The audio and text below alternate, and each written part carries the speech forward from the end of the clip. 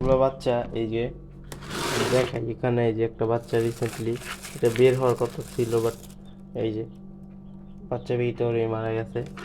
তো এইগুলার কারণ কি আপনারা একটু আমাকে জানাবেন। আর এই যে এখানে অনেকগুলো বাচ্চা বের হয়েছে, বাট এই বাচ্চাগুলো বের হইতে পারতেছে না, আর বের হচ্ছেও না।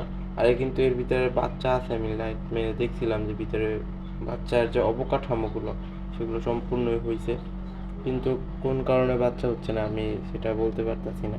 আমি আর্দ্রতা এবং টেম্পারেচার সব কিছুই ঠিকঠাক মতো রাখার চেষ্টা করছি এবং ঠিকঠাক মতো রাখছি, তারপরও কেন হচ্ছে এরকম বা কেন হয়েছে এরকম আপনারা কমেন্ট করবেন, আমার জানার অনেক প্রয়োজন আছে।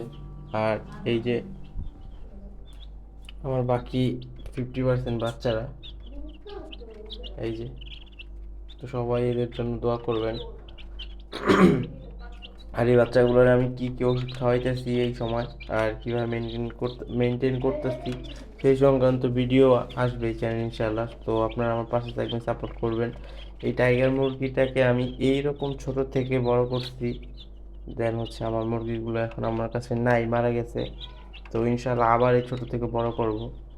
তো এই আমার যারা যারা এই ছোট থেকে বড় করার মাঝে ছিলেন, যারা আমার সাপোর্ট করছেন ছিলেন, তারা আমাকে আবার সাপোর্ট করেন।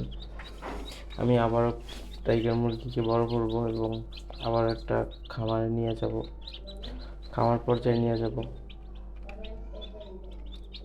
ইনশাআল্লাহ দোয়া করবেন আমার জন্য।